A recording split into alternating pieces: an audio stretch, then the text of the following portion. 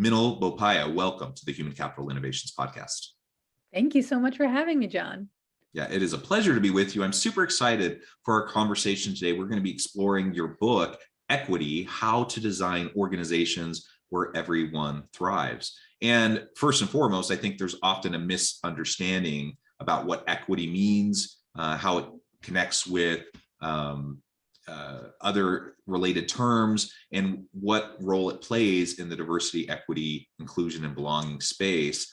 And of course, in your book, you get into how this is so important for organizations and how, as leaders, we can be proactive about creating a really psychologically safe and truly authentically inclusive space and culture where people can have the opportunity to be their best selves, bring their whole authentic selves to work, contribute in meaningful ways, and really have a sense of belonging. So this has never been more important. I'm super excited to have the conversation. As we get started, I wanted to share Minal's bio with everybody. Minal Bopaiah is the author of Equity: How to Design Organizations Where Everyone Thrives. She is the founder of Brevity and Wit, a strategy plus design firm that combines human-centered design, behavior change science, and the principles of inclusion, diversity, equity, and accessibility to help organizations transform themselves and the world. Bopaiah has written for the Standard Social Innovation Review and The Hill, and has been featured as a guest on numerous podcasts and shows, including the Kojo Namdi show on how do you say that? WAMU? WAMU here in DC. Just WAMU. She has also been a keynote speaker for many conferences, inspiring thousands with her incredible, authentic, and energizing and engaging talks. Again, it's a pleasure to be with you. Anything else you would like to share with listeners by way of your background or personal context before we dive on in further? That seems like quite a lot. Well, it is wonderful. You're doing really great and very important work. And let me start by asking you how you got into this space. What is it about the DE&I space that really spoke to you, and why did you write this book? Yeah, so I came into it fairly recently, just about 5 or 6 years ago. And I had spent most of my career, I have a bachelor's in English and a master's in psych. And so I bounced around between journalism and publishing and marketing. And when I was getting my degree in psychology, I was also working for Sesame Workshop, and I got to see how they use social science research to inform their programming and how powerful the media can be for changing the way like a generation thinks about things. But in all of that work, when I was bouncing around, I worked for a number of nonprofits. When I finally got a marketing position in DEI, I felt like I had come home, because I felt like, oh, this is the thing I could talk about for the rest of my life. And the reason was probably because, I grew up on Staten Island in New York, and being a clever, sensitive brown girl there was a unique experience. And I grew up with this sense that the world just wasn't rooting for me, but I had no language for it.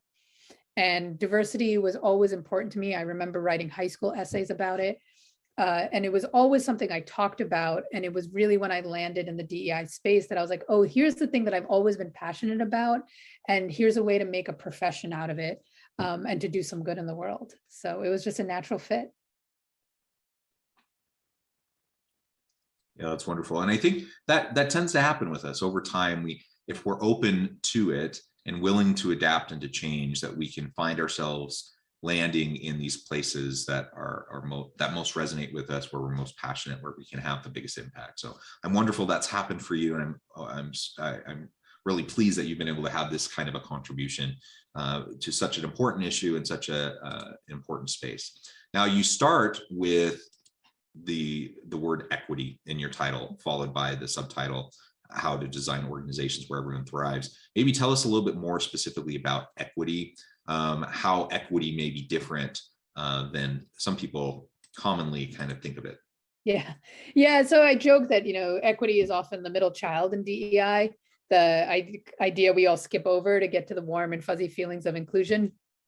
And it is a concept that is a bit more abstract, maybe, because it's not based on feelings. Equity is fundamentally about fairness. And in the DEI space, it's about creating a more fair system.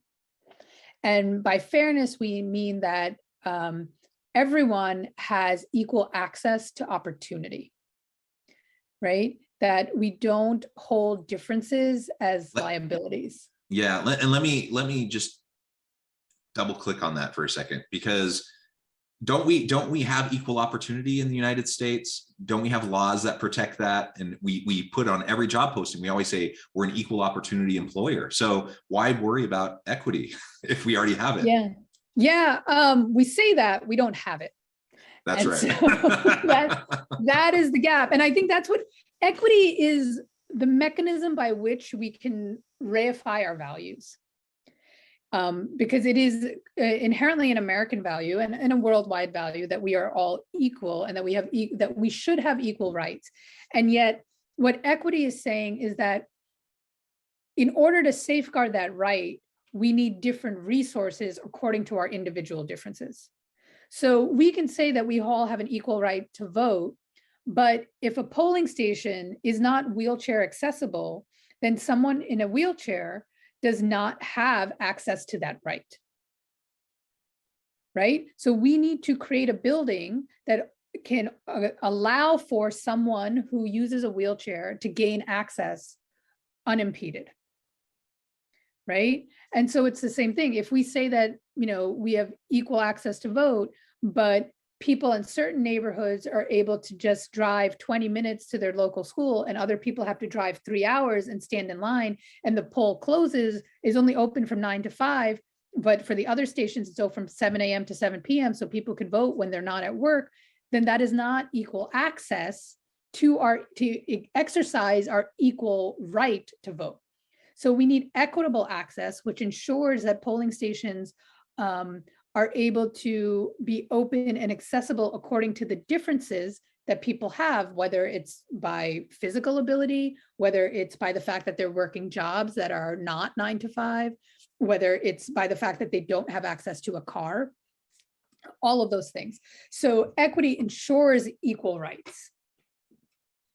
Yeah, I really like that definition and explanation. I think that's super helpful, because I think especially those who come from privileged backgrounds, it's very easy to dismiss this, saying we're already there. We have laws that protect people. We have, and in fact, often I'm working with organizations where, there's a certain substantial portion of the workforce in that organization that believe that this is just a waste of everyone's energy and time.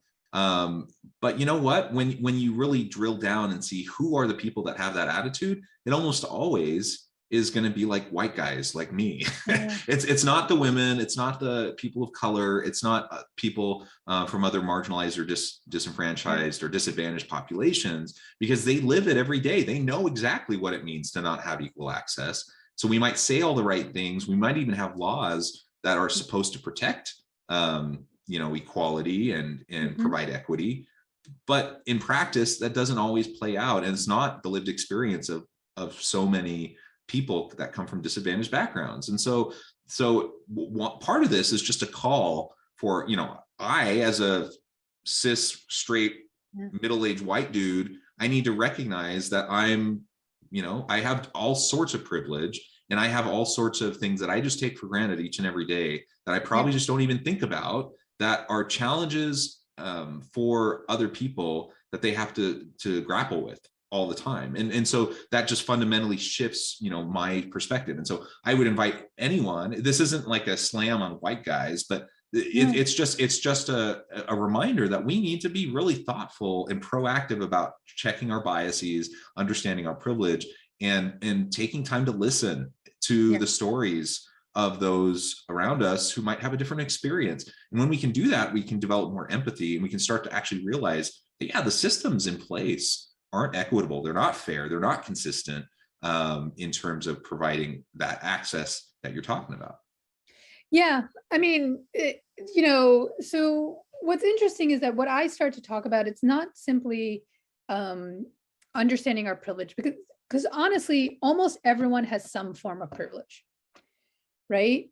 And I think what is more important, which is often, I think, where most people struggle, regardless, probably white men, but also plenty of other identities, is in seeing the system. Because what we assume, what we love to assume, is that the world is the way it is because that's just how it naturally evolved. And that is not true. Almost everything in the world was designed by someone. So when we're talking about work, for example, the average workday and job was designed, especially knowledge work, was designed in the 1950s for a straight, white, able-bodied Christian male. So what does that mean? That means that, like, that person at that time used to be able to commute from the suburbs. One income would allow to pay for a mortgage, putting your kids through college and retirement. And they would come home to a home-cooked meal and all of the housework and emotional and cognitive labor taken care for them for free, and be able to work like 40 to 60 hours a week and manage all of that. Almost no one has that life now, including most straight, white, cisgender men. That's right. Yeah. So like the way we have designed work does not actually benefit straight men at all either. And there's a wonderful article in Harvard Business Review about this, about how the culture of overwork is impeding women's advancement, but it's also like emotionally shutting down men. Like, men do not have, in order to succeed at work, they have to give up having relationships with their wives, with their children, with their families, with their community, which is so incredibly bad for them. Everything we know about physical health is now tied to our social connections. Loneliness is the biggest predictor of getting a heart attack. And yet we set men up for that day in and day out because we have designed work around a model that no longer exists. So what does that even mean when we're talking about like really small tactical things? What that means is then, like, if you want to hire a salesperson, a sales guy in the 1950s, if he went on a sales call, can go and expense food and alcohol as a legitimate business expense in order to get that job done. Now, we live in a different world where we want to break into new markets, and say we want to break into a market of like moms, or even like single moms. And so maybe it makes more sense to have someone with that lived experience to go make the pitch. What does a single mother need most in order to close that sale? I have no idea. She needs childcare. Yes. And yet we can write off alcohol as a legitimate business expense, but we cannot write off childcare.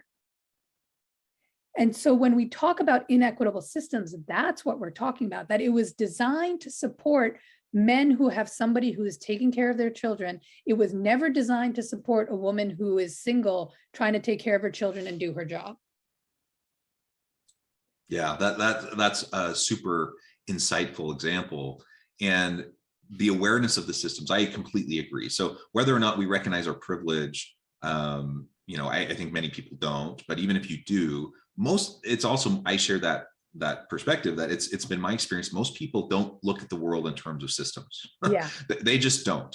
And so they take it for granted that things are the way they are because that's just the way they're supposed to be. And we don't stop and question, and we don't stop and challenge those assumptions or those norms. And there is no policy, practice, or procedure that exists in an organization that has to be that way. I mean, there's certain compliance with legal requirements, and that can, impose some level of policy. But most of the things that we do in organizations are just a holdover from the past that may have served a particular purpose for a particular population within a certain context in the past, but does it work for us today? And very often that's just not the case. It doesn't serve us today. And you gave a great example. It's if we talk about patriarchy and how patriarchy can be damaging to both men and women, you gave a good example of that.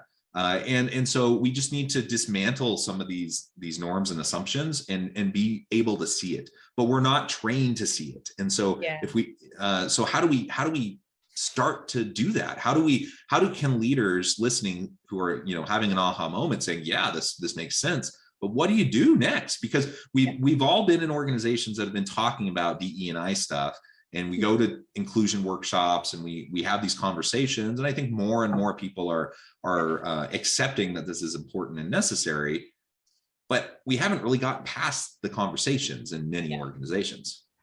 Yeah, so there's two things. One, I often work in terms of seeing the system and developing system site. What I often encourage leaders to do is retell their story of success, because you got to get it in your bones and understand how you are also a product of the system.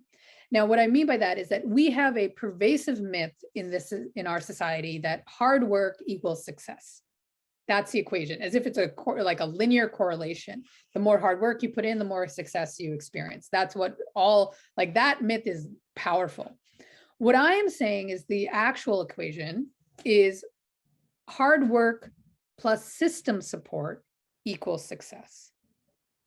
So that, yes, hard work is important. I'm not trying to take away from that, but there is a second variable of system support that equals success. And when somebody is not experiencing success, it doesn't mean they're not working hard. It often means they don't have the system support underneath them. I tell a rather long story in the introduction of the book of like my parents' immigration story that illustrates this idea, but the shorter version is actually the fact that I wrote the book and I've started my own business. I tried to start my own business multiple times when I was single, and it was virtually impossible because I couldn't afford health insurance and I couldn't make enough money to live and to like convert from like being in the red to being in the black. When I got married at the age of 41, I was able to go on my husband's health insurance, and his income, even though he's a firefighter and paramedic, he is not wealthy, but it was just enough of a buffer for the 3 months that I needed to make this profitable. My ability to get married has zero correlation to my business acumen. And yet that was a substantial transformative variable that allowed me to be successful in starting a business. Similarly, when I wrote the book during the first year of the pandemic, I can't even believe we're saying that, but yes, it's the first year of the pandemic. I was able to do that because I don't have children, so I wasn't homeschooling anybody. And because my husband is willing to pick up all of the errands and do all of the housework while I was writing. Again, my ability to like marry a guy who's that great, zero correlation to my writing chops. The fact that I've chosen to be child-free shouldn't have to be a choice that women make in order to pursue their dreams. I chose to be child-free for reasons that have nothing to do with that, but nevertheless, that has contributed to my success. And so when I tell leaders, I was like, talk about your successes in a way that unmasks the system for others so that they can begin to see the system variables as well. Because when we do that, we can start to have a deeper conversation about, are those variables in place for other people? It doesn't mean I didn't work hard. I worked like hell on that book and on starting my own business. But I know that there were certain system factors too. And if I can be honest about that as a woman, then that gives other women the chance to set their life up for success. And it also stops gaslighting them into thinking that you can be like a mompreneur and do it all and have like 8 arms and 3 heads and somehow still be like a well-balanced individual, which you can't. You know? Yeah. We all have limited energy and time, and we have to make choices, right? And so I love that. And I love your acknowledgement of, that you married a great guy who's been so supportive. And just like my wife and I both work, we're both professors. And we try to equally support each other and to manage the childcare and the home care and errands and all those sorts of things. And I'm just so grateful that I have a wife that's been so supportive of me over time. And I hope that, I've been as supportive for her as she has been for me. And the reality is we all make these choices, and we all have different priorities. And we can't do it all. We can't be all things to all people all the time. So that is a really healthy recognition. I'm glad you focused on that as well. And again, it brings to the table this idea, this better understanding that our context, our circumstances are going to influence our access and the overall fairness of the systems under which we're trying to find success. And so let's talk a little bit more about, as we spend the rest of our time here together today, let's talk a little bit more about specific things that leaders can start doing right now, today, to help their people have systems vision, to help their people better understand the equity component, so that we can start making a difference and improve the lives, our lives, the lives of our teams and our coworkers, so that everyone has a chance to thrive. Yeah. So the first thing is, tell your story with that sort of frame, right? Like with a systems frame to it. The second part is to get really clear about what are the observable behaviors you want to see in the organization, or what are the equitable outcomes, right? Do you want to create an expense system where anybody, regardless of their life circumstances, can expense what they need in order to like get a job done? Do you want to, if you want a more inclusive culture, what exactly does that mean? What are the behaviors you want to see? Because one of the things that's really important to recognize is that this is not about propaganda or getting everybody to think a certain way. What this is about is asking for specific behaviors that foster an inclusive and equitable culture, right? So we have to get it down to the level of behavioral intervention and behavior change, not about, convincing everyone they have to believe certain things. Like that's one, that's not scalable. Two, I think that's unethical, because the D in DEI is for diversity. People are allowed to believe what they want to believe, but we have to say that in this organization, here is the line for what sort of behavior is acceptable. And we need to raise that line from like where it is now, which is like, so long as you don't steal and you get results, you're fine, to no, it is unacceptable to use dehumanizing language. It is unacceptable to spread disinformation. It is unacceptable to use your power in an abusive or exploitative way. And so we want to see people who use power in liberatory ways that are about connecting and healing and repairing and empowering others. We want to see people who make policies that allow for equitable access to opportunities, so that somebody shouldn't have to choose between getting a promotion and, being able to be a mom, that like, we want to ensure that like, there's not a culture of overwork, that meetings are between 9 and 5 and not, off hours, and that only people who have the ability to work off hours are there for the people who succeed at your company. Those are like the level of tactical engagements that we need to get to, that are very concrete and specific in order to create a more equitable culture.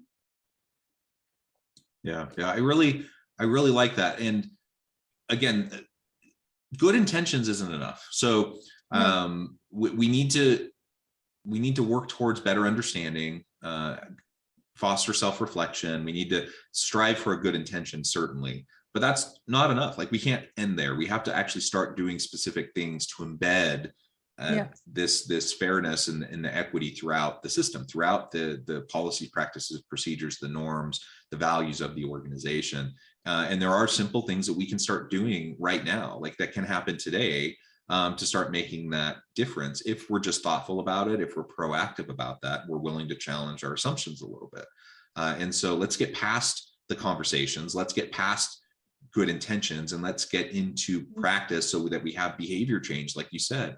And it's not about thought policing. I mean, people can have their own attitudes about a whole range of things and have different perspectives. It's not about thought policing. It's about behaviors. It's about how we interact with each other. And I don't have the right, I have the right to think whatever I want to think, but I don't have the right to treat people in dismissive, undermining ways. I don't have the right to, and we're not even talking about necessarily blatant, overt discrimination, but I don't have the right to make someone feel unwelcome, unwanted, undermined, or insignificant. I just don't. And so we need to reinforce that.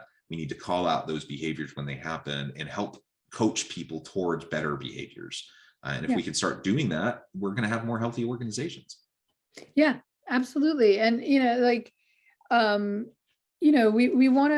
we want to make it so that what we're really doing is, how can we design the system to be kind, so that the kindness isn't only left to individual effort?